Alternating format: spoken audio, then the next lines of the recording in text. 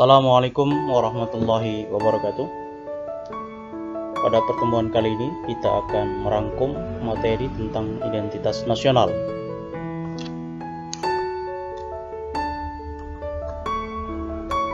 Ya, hakikat dan dimensi identitas nasional.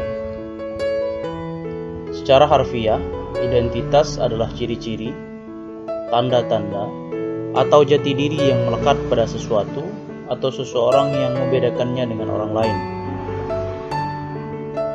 Wibisono, pengertian identitas pada hakikatnya merupakan manifestasi nilai-nilai budaya yang tumbuh dan berkembang dalam aspek kehidupan suatu bangsa dengan ciri-ciri khas.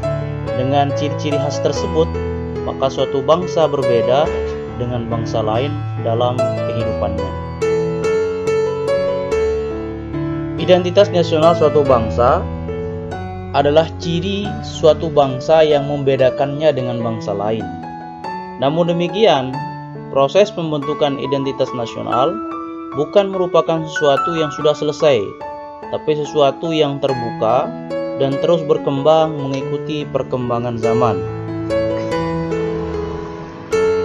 Identitas nasional adalah sesuatu yang selalu berubah dan terbuka untuk diberi makna baru agar tetap sesuai dengan tuntutan zaman. Dimensi identitas nasional. Unsur-unsur identitas secara normatif berbentuk sebagai nilai, bahasa, adat istiadat, dan letak geografis. Pola perilaku adalah gambaran pola perilaku yang terwujud dalam kehidupan sehari-hari. Misalnya, adat istiadat, budaya, dan kebiasaan, ramah tamah, hormat kepada orang tua, gotong royong. Hal ini merupakan salah satu identitas nasional yang bersumber dari adat istiadat dan budaya. Lambang-lambang adalah sesuatu yang menggambarkan tujuan dan fungsi negara. Lambang-lambang ini biasanya dinyatakan dalam undang-undang. Misalnya, bendera, bahasa, dan lagu kebangsaan. Alat perlengkapan adalah sejumlah perangkat alat-alat perlengkapan yang digunakan untuk mencapai tujuan yang berupa bangunan, peralatan, dan teknologi. Misalnya, bangunan candi, masjid, peralatan manusia, seperti pakaian, adat, dan teknologi bercocok tanam, serta teknologi seperti kapal laut, pesawat terbang, dan lainnya. Tujuan yang ingin dicapai. Identitas yang bersumber dari tujuan ini bersifat dinamis dan tidak tetap seperti budaya unggul, prestasi dalam bidang tertentu. Ini adalah unsur-unsur dimensi identitas nasional, yang mana identitas nasional itu berbentuk sebagai nilai, bahasa, adat istiadat, dan letak geografis. Unsur pembentuk identitas nasional. Yang pertama adalah suku bangsa.